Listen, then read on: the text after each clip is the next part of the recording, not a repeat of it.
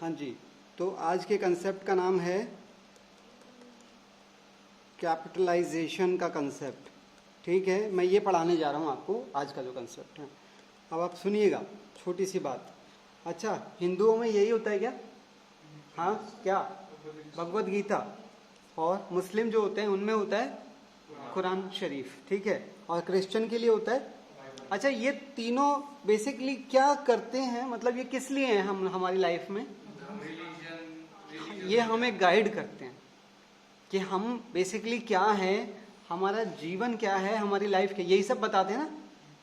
कुछ रूल्स होते हैं ना इसके अंदर, हमारे जीवन के बारे में तो लिखा हुआ है बेटा। जैसे जैसे इन ये अपने अलग अलग रिलीजन के हैं, वैसे जो अकाउंटेंसी है ना बेटे, इनके लिए भी एक ऐसी ही बुक है। क्या नाम है इस बुक का? Indian accounting standards. ठीक है, लेट मी, मैं ये बुक आपको दिखाता हूं बेटे। यही है वो book, text of accounting standards. ये वाली बुक बेसिकली वही है जो आप अंदर सिस्टम के अंदर देख रहे हैं, ये वाली। ठीक है, तो इसके अंदर क्या लिखा गया होगा? इसके अंदर कुछ रूल्स लिखे गए होंगे जो किसको फॉलो करने हैं? अकाउंटेंट को। कब? जब वो अकाउंट्स मेंटेन करेगा। ठीक है, तो अब आप मेरी बात को सुनिएगा। कह रहा है it contains many rules and regulations of accountancy where in rule number 10। Rule number 10 को इसके अंदर अकाउंटिंग स्टैंडर्ड बोला गया है। बस इसके अंदर जो रूल्स हैं उन्हें अकाउंटिंग स्टैंडर्ड्स बोला जाता है। तो अकाउंटिंग स्टैंडर्ड नंबर 10 कुछ बताता है। क्या बताता है? अकाउंटिंग फॉर फिक्स एसेट्स, ये बताता है वो मैं आपसे डिस्कस करने जा रहा हूँ आज। ठीक है, मैं अगली स्लाइड पे चल रहा हूँ, आप लोग मेरी बात को ध्यान से सुनते जाना।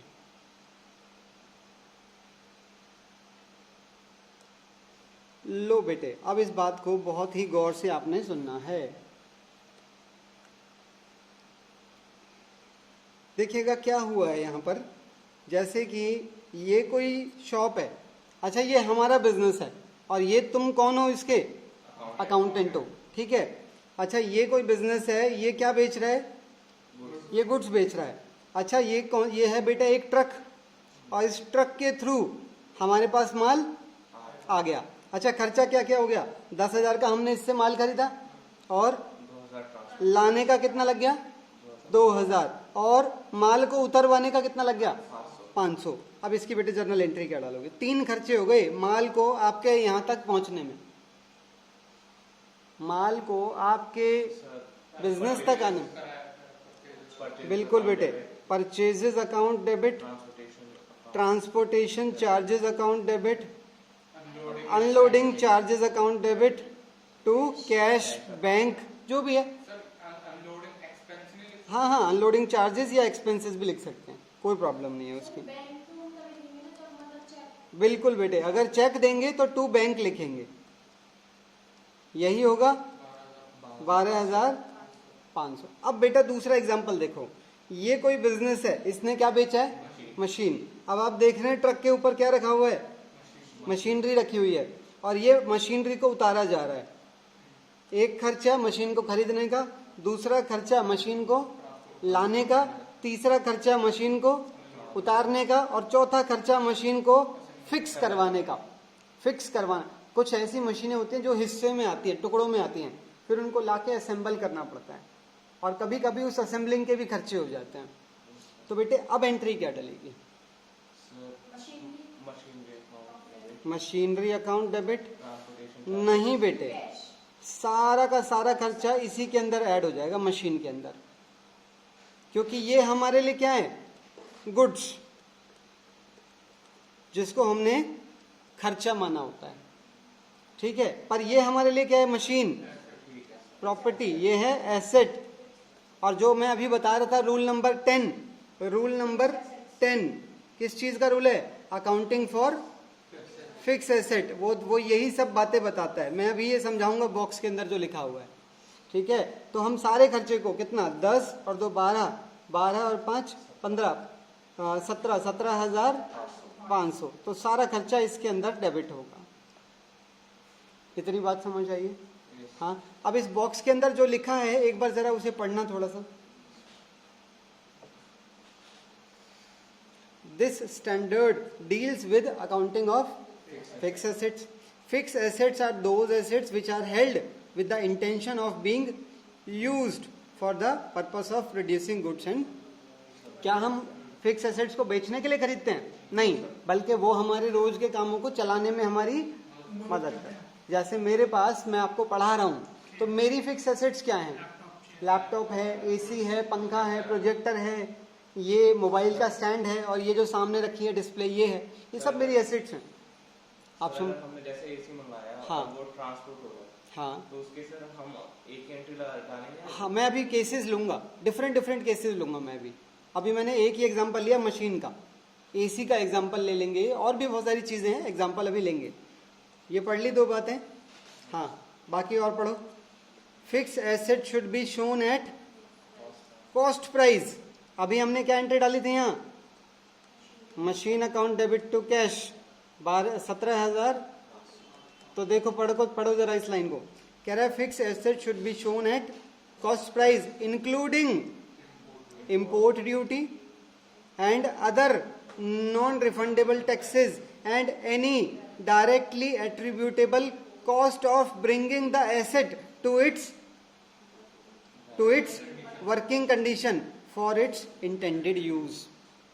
मतलब जब तक हमारी चीज यूजेबल नहीं हो जाती, जब तक जितना भी खर्चा होगा वो सब इसी के अंदर ऐड होता जाएगा. अभी एग्जांपल्स में समझ आ जाएंगे ये सब बातें आपको.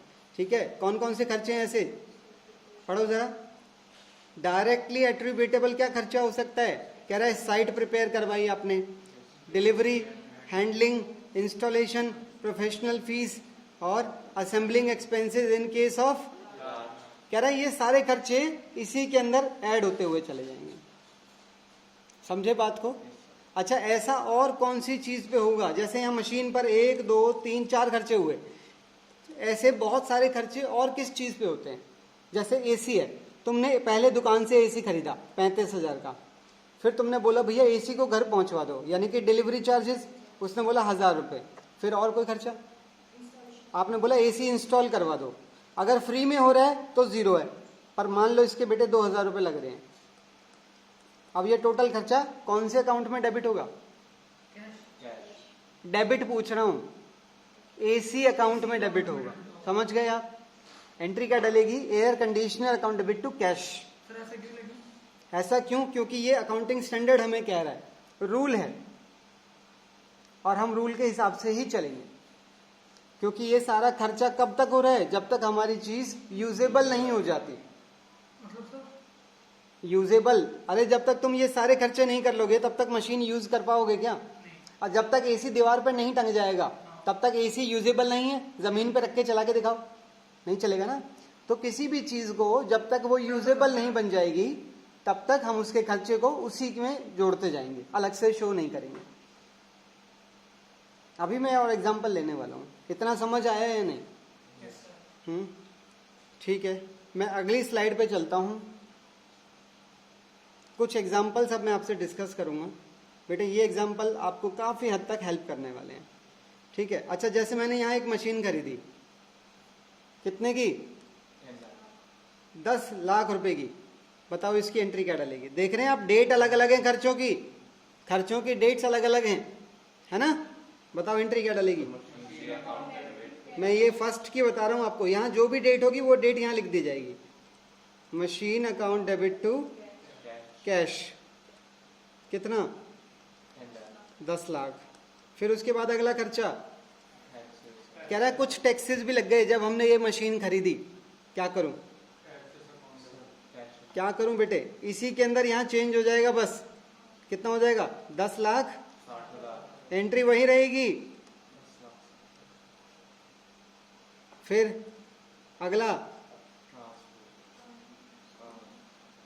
अब फिर से वही खर्चा इसके अंदर जुड़ जाएगा. कितना हो गया? 10 लाख. अच्छा, क्या ऐसे मिटा मिटा के एंट्री डालेंगे क्या? यही एंट्री बार बार डलती चली जाएगी. समझ रहे हैं आप? एक बार में जोड़ के डाल देंगे ना ऐसे. अरे तो ऐसे कैसे करोगे? इसका मतलब तुम सीधा एंट्री यहाँ कहीं डालोगे बाद में?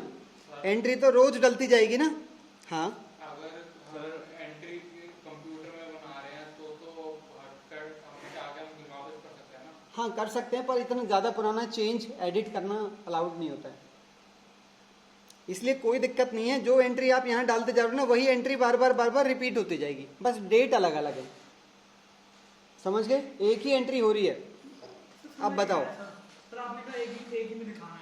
हाँ, अरे नालायक, ये देख, पहले मैं जैसे मान ले यहाँ की डेट है 1, तो बता 1 को क्या एंट्री डालेंगे? अच्छा 10 lakh machine account debit to 10 lakh cash 10 lakh. फिर यहाँ डेट आ गई मान लो 2, अब बता 2 की ड्यूटी आना चाहिए ना। नहीं, क्योंकि खर्चा मशीन के ऊपर ही हो रहा है और अभी मशीन यूजेबल नहीं हुई है। सर ये कहाँ लिखा है? क्या चीज? ये लिखा था। कहाँ लिखा है? यहाँ लिखा है now asset is ready to use. मैं ऐसा मान के चल रहा हूं कि मेरे ये सारे खर्चे एसेट के यूज होने से पहले हुए हैं। अरे गधे, ऐसे बहुत बार होता है। समझ गया सर। कभी तुम घर खरीदते हो, तुमने 10 लाख का घर खरीदा, तो तुम सीधा उसमें रह सकते हो? बता दो। नहीं ना, क्या खर्चे करने पड़ सकते हैं? पहले घर खरीदने का खर्चा, फिर लॉयर का खर्चा, डॉक्यूमेंटेशन का खर्चा, डीलर का खर्चा, व्हाइट वॉश पेंट हो रहे हैं ना, वही पेंट खर्चे हो गए। तो ये सारे खर्चे बिल्डिंग में डेबिट होंगे जब तक बिल्डिंग यूजेबल नहीं हो जाती। और उसके बाद के खर्चों की कहानी समझाऊंगा ना। अच्छा ठीक है सर। ठीक है, तो फिर अब जैसे ये 2 है तो 2 तारीख की एंट्री भी यही डलेगी, machine account debit to cash. कितना? 60,000। अब तुम ठीक से देखो मशीन में कितना हो गया? 10 लाख। समझ गए? तो एंट्री यही। अब जैसे 3 है तो 3 की एंट्री भी सेम, 4 की एंट्री भी सेम, 5 की एंट्री भी। समझ गए आप? तो मैं बार बार एंट्री नहीं डालना चाह रहा था, बस लास्ट सर इनका टोटल लिखते हैं, आप ऐसे कर देते हैं। टोटल वोटल कुछ नहीं करना, आपको इनकी एंट्री रिपीट करती जानी है बस। ऐसे करना है टोटल। हाँ, अलग अलग डेट पर हुए ना ये सारे खर्चे, तो अलग अलग डेट पर एंट्री डलेगी, एंट्री होगी एक जैसी। तो मैं ये पूछ रहा हूं यहां तक टोटल कितना मशीन में आ चुका होगा? मशीन में टोटल कितना आ चुका होगा यहां तक?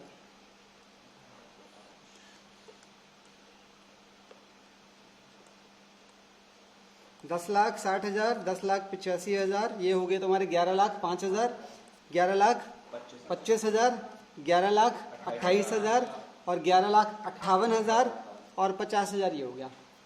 ये हो गए 12,08,000।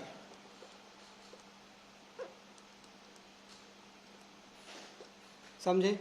अब जैसे यहां पर क्या हुआ है, कुछ बिजली का बिल आया है उस बिल्डिंग का।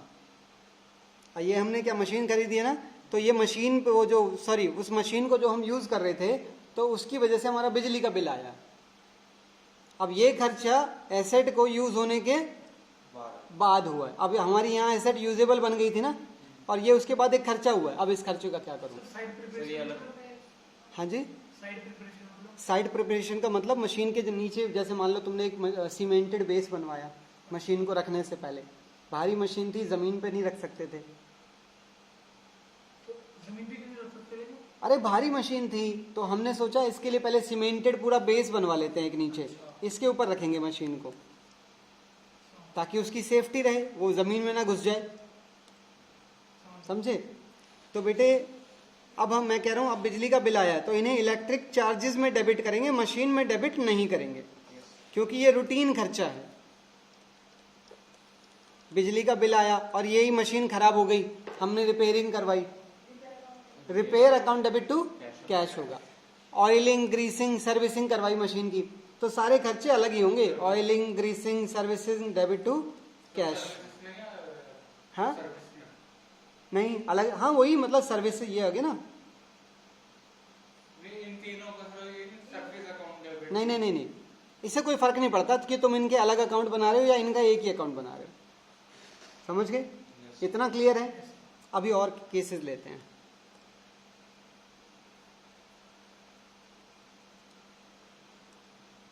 अब आपको कहानी और क्लियर हो जाएगी। समझना मेरी बात को।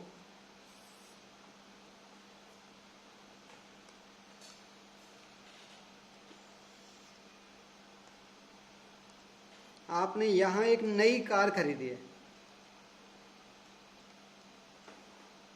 बताओ, और क्या क्या खर्चे होते हैं कार खरीदने पे? 8 लाख रुपए की कार है। टायर महंगे निकाला है। इंश्योरेंस उसमें हमारा 20,000 का इंश्योरेंस लग गया, पहला इंश्योरेंस जो कंपनी से मिलता है।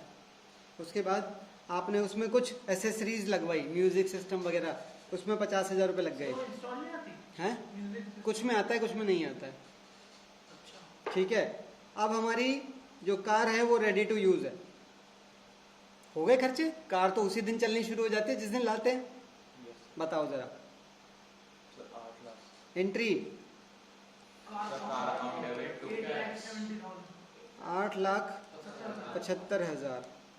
70 70 है तो कोई बात नहीं, 70 ले लो। ठीक है, आप उस कार को धुआंधार चला रहे हो, पेट्रोल का खर्चा हो गया यहाँ पे petrol sir account petrol normal. हाँ, फ्यूल या petrol expenses debit to cash account to cash, जो भी खर्चा हुआ होगा वो यहाँ आ जाएगा। फिर आप और आगे चलने लगे। अचानक यहाँ आपकी कार एक दिन स्टार्ट नहीं हो रही थी, कार स्टार्ट नहीं हो रही थी। सुन तो लो, आपने मैकेनिक को बुलाया, मैकेनिक आया, ठीक करके चला गया और कार चलनी शुरू हो गई। कार चल नहीं रही थी, कार चलनी शुरू हो गई। उड़ना तो शुरू नहीं हुई ना। अगर उड़ना शुरू हो जाए, देखो जब मैंने नई खरीदी थी तो चलती थी उड़ती थी? चलती थी। वो उसका मैक्सिमम स्टैंडर्ड है, वो चल सकती है, उड़ नहीं सकती। अब सोचो मैं यहाँ उसे क्या करवा रहा हूँ, रिपेयर। अब सोचो रिपेयर करवाने से एक तो ये है कि वो चलेगी और एक ये है वो उड़ेगी। उड़ेगी कैसे? मैं वही तो कह रहा हूँ, नहीं उड़ रही ना। बाई चांस सोचो ना, अभी और केसेस आएंगे पता लग जाएगी। अब मैं कह रहा हूँ वो तो खाली चलेगी ना पहले की जैसी, तो चलती तो वो पहले भी थी। मतलब जो पहले उसका स्टैंडर्ड था उसका स्टैंडर्ड आज भी सेम है। तो बेटा जो खर्चा है वो खर्चे में ही डेबिट होगा, रिपेयर डेबिट टू कैश। पर सोचो बेटे, आपने जो यहाँ रिपेयर करवाया, सोहेल वेयर आर यू, आपने जो रिपेयर करवाया, इस रिपेयर के बाद आपकी कार उड़नी शुरू हो गई, ऐसा मान लो 2 मिनट के लिए। अच्छा बताओ, पहले उड़ती थी पर बेटे अब उड़ने लग गई है। इंप्रूवमेंट मानू इसे या नहीं? इंप्रूवमेंट है ना। जो उसका स्टैंडर्ड था, स्टैंडर्ड से इंप्रूव हो गई, तो अब मैं खर्चे को कार में ही डेबिट करूंगा। ऐसा क्यों सर? रूल कहता है, याद ही क्योंकि ये जो आपने खर्चा किया है, ये खर्चा उस कार के स्टैंडर्ड को इंप्रूव कर रहा है। सर वो भी तो अच्छा, मेरी बात समझ, मैंने एक एग्जांपल लिया है और एग्जांपल्स मैं लूंगा अभी। बोलो। सर ऐसा कुछ आ सकता है? नहीं, मैं तो कंसेप्ट आपको समझा रहा हूं, कंसेप्ट पकड़ना आना चाहिए ना आपको। आगे चलूं। अगला केस सोचो, एक बिल्डिंग बनाई जा रही है। आपने यहां एक जमीन खरीद ली है पहले तो, ठीक है। उस जमीन के ऊपर अब यहां खर्चे होंगे, मटेरियल लगेगा, लेबर लगेगा और अच्छा, जब आपने ये जमीन खरीदी तो 3 खर्चे हुए होंगे। एक तो लैंड परचेज करने के, एक ब्रोकर के और एक रजिस्ट्रेशन का खर्चा, जो डॉक्यूमेंटेशन बनती है रजिस्ट्री। तो बेटे ये सारे खर्चे लैंड एंड बिल्डिंग अकाउंट में डेबिट हो जाएंगे। अब हम यहाँ पर मटेरियल लगा रहे हैं, लेबर लगा रहे हैं, सारा खर्चा, यहाँ हमारी बिल्डिंग बनके तैयार है। तो ये सारा खर्चा आपने कौन से अकाउंट में डेबिट करना है? Land and building account debit to cash. जो भी है, मान लो ये 11 लाख रुपए खर्च हो गए आपके। एसेट नहीं हुआ? ये एसेट ही तो है भाई, लैंड एंड बिल्डिंग, अच्छा, ठीक है। इसका नाम है ना? हाँ, ये उसका नाम है। अब आप बिल्डिंग को यूज कर रहे हो, यहाँ आपकी बिल्डिंग बहुत गंदी हो रही थी, आपने पेंट करवाया। क्या पेंट करवाने से आपकी बिल्डिंग में इंप्रूवमेंट आएगा? क्या बिल्डिंग का यूज बढ़ जाएगा? क्या नहीं, खाली साफ सफाई होगी? एंट्री क्या डलेगी? क्लीनिंग एक्सपेंसेस या repairing expenses debit to. Cash. अच्छा, जो बिल्डिंग आपने यहाँ बनाई थी वो कुछ इस तरह से दिखती थी। कितने फ्लोर बनाए आपने? ग्राउंड और फर्स्ट। फिर आप यहाँ से आगे चलने लगे। आज आपको लगा कि भाई बिल्डिंग में कुछ बदलाव करना है हमें। बिल्डिंग कितनी थी? यही तो थी। आपने सोचा मैं आज इसके ऊपर एक और फ्लोर डाल देता हूँ। क्या बिल्डिंग में इंप्रूवमेंट हुआ है? बिल्कुल। आज जो खर्चा हुआ है वो बेटे बिल्डिंग में डेबिट होगा, खर्चे में डेबिट नहीं होगा।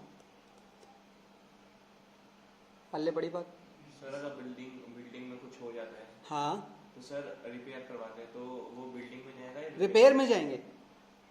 बिल्डिंग में क्या हो गया मुझे बताओ। जैसे मान लो कोई वहां पे कोई दरार आ गई, बिल्डिंग की कोई दीवार फट गई, आपने उसको रिपेयर करवाया, तो रिपेयर करवाने से क्या कोई इम्प्रूवमेंट आ गया क्या? सर बिल्डिंग में तो आएगी नहीं improvement। कैसे आ गई इम्प्रूवमेंट? जो पहला उसका स्टैंडर्ड था, जो स्टैंडर्ड से आगे जा रही है, तो बताओ। सर नहीं नहीं। ना। एक और केस लेते हैं, कंसेप्ट पकड़ पा रहे हो?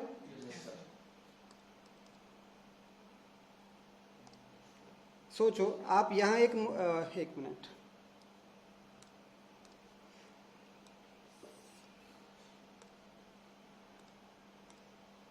सोचो यहां आपने एक मोबाइल फोन खरीदा है, मोबाइल फोन 40,000 रुपए का। एंट्री क्या डलेगी? Purchase mobile phone account debit to cash, कितना? 40,000। अच्छा, जब आपने ये खरीदा तो इसका जो बैटरी बैकअप था वो मान लो 50 घंटे था, 50 आवर्स का बैटरी बैकअप था। अच्छा, इसकी जो बैटरी है वो रिमूवेबल है, जो कि आजकल होती नहीं है हालांकि, पर मैं मान के चल रहा हूँ। मैं आगे बढ़ने लगा, बैटरी बैकअप धीरे धीरे धीरे धीरे खत्म होने लग गया। बिल्कुल मैं आज परेशान हो गया, मैंने कहा बैटरी डलवा लेते हैं। जब मैं बैटरी वाले के पास गया तो बैटरी वाले ने 2 ऑप्शन दिखाए। कह रहा है सर एक तो वही बैटरी है जो इसके अंदर वापस डली हुई है, एक तो वो सेम टाइप की बैटरी है, सेम।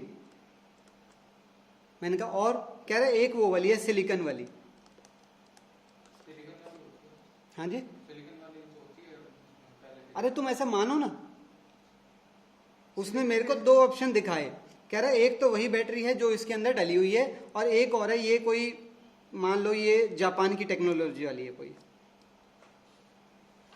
मैं जो केस समझा रहा हूं उस केस को पकड़ो। एक नॉर्मल बैटरी है जैसी पहले फोन में डली हुई थी, और एक ये जापान टेक्नोलॉजी वाली कोई है। मैंने कहा अच्छा इसकी कॉस्ट क्या है? कह रहा है ये पड़ेगी आपको 3,000 रुपए की। मैंने कहा ये वाली? कह रहा है ये 5,000 रुपए की है। मैंने कहा होगा क्या? कह रहा है सर ये आपको वही बैकअप देगी, कितना? 50 आवर्स। मैंने कहा ये? कह रहा है सर ये आपको 90 आवर्स का बैकअप देगी। अगर मैं ये डलवाता हूं तो एंट्री क्या डलेगी? आप ध्यान रखना बैटरी बैकअप सेम है तो खर्चा रिपेयर्स में ही डेबिट होगा। सर बैटरी कम नहीं आएगा? नहीं, बैटरी मतलब खर्चे में डेबिट होगा कुल मिला के। अगर आप ये वाली डलवाते हो तो फिर बेटा मोबाइल फोन डेबिट होगा। पल्ले बड़ी बात, आगे बढ़ते हैं।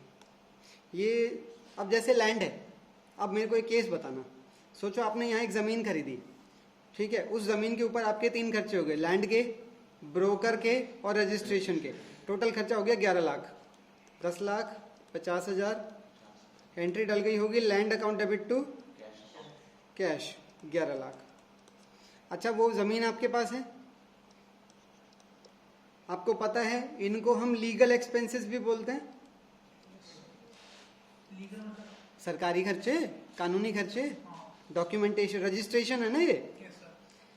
अब यहां पर क्या हुआ, आपने वो पिक्चर देखी है घोंसला का घोंसला? नहीं सर। नहीं देखी?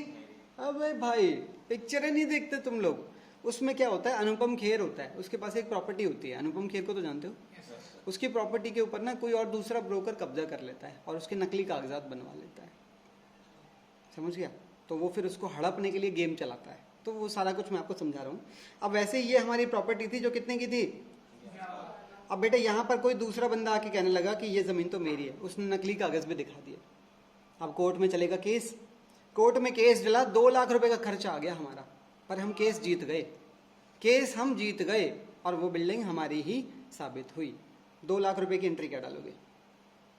लैंड एंड बिल्डिंग में, सुन लेना, लैंड एंड बिल्डिंग में डेबिट करूं या फिर लीगल एक्सपेंसेस में डेबिट करूं? ये तो पक्का है कि कैश क्रेडिट होगा। अब बताओ दोनों में से क्या हटाऊं? बिल्कुल लीगल एक्सपेंसेस में डेबिट होगा, क्योंकि जमीन जैसे पहले थी वो जमीन वैसी ही है, कोई इंप्रूवमेंट थोड़ी हो रहा है। समझ गए आप कंसेप्ट क्या है? ये है हमारा आज का कंसेप्ट।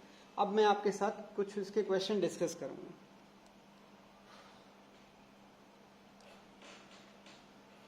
कैरेज मतलब वो ले जाना? कैरेज मतलब किराया, लाने का किराया, भाड़ा। बताओ पहले की एंट्री क्या डालेगी? Sir purchase account. बिल्कुल ठीक, परचेजेस अकाउंट डेबिट। कैश। ओए और भी खर्चा, ये 2 खर्चे हैं। सर एक ही में खत्म होगा? कैरेज अकाउंट डेबिट तो कैश माल खरीदा है ना, तो खर्चे अलग अलग दिखाई देंगे ना। ठीक है, पहली एंट्री क्लियर है, दूसरी पे आ जाओ। मशीन खरीदी है और उसके ऊपर हाँ, machinery account debit to cash account. कितना? 50,500। अगला कह रहा है 20,000 रुपए सीमेंट के, 10,000 रुपए लकड़ी के, 5,000 रुपए वेजेस के बिल्डिंग बनाने में लग गए। ओनली बिल्डिंग, फिलहाल जमीन की बात नहीं कर रहा है। सारा खर्चा इकट्ठा आ जाएगा। कह रहा है एक पुरानी मशीन खरीदी। ओ माय गॉड, पुरानी खरीदी है, ध्यान रखना। अच्छा, कभी कभी क्या होता है, हम पुरानी चीज खरीद के उसको पहले ही सर्विस के लिए डाल देते हैं। जैसे मैंने एक कार खरीदी थी, एक्चुअल बताऊं 2014 में, पुरानी कार मैंने वो खरीदी थी 1,05,000 की, और जैसे ही मैं लाया ना उसे, उसी दिन मैंने उसको सर्विस के लिए डाल दिया और मेरे 2,500 रुपये सर्विस के और लग गए उसमें। क्यों डाला मैंने उसे लाते ही सर्विस पे? ताकि मैं उसे और अच्छी, हाँ बिल्कुल, ताकि मैं उसकी इम्प्रूवमेंट कर सकूं, ताकि मैं उसे अपने लिए यूजेबल बना सकूं। अब बताओ। हाँ जी, रिपेयरिंग में, अरे छोड़ना, कह रहा है कौन सी कार थी नालायक। रिपेयरिंग में आप ये बताएं बेटे। नहीं बेटा, कैरेज ये तो इसी के अंदर जुड़ गया ना। तुम देखो ना, टोटल 15,500, वो 50,500 तो लिखा है। मशीनरी अकाउंट डेबिट टू इकट्ठा आएगा टोटल, क्योंकि ये खर्चा हमारी मशीन को यूजेबल बना रहा है। 22,000 लास्ट, बिल्कुल। Repairs account debit to cash. Clear है? आई होप आपको टॉपिक अच्छा लगा होगा। अगर अभी भी कोई डाउट्स हैं तो कमेंट्स में बताएं, और वीडियो को लाइक एंड शेयर करें। Thank you. बहुत ही जल्दी मिलते हैं अपनी अगली वीडियो में।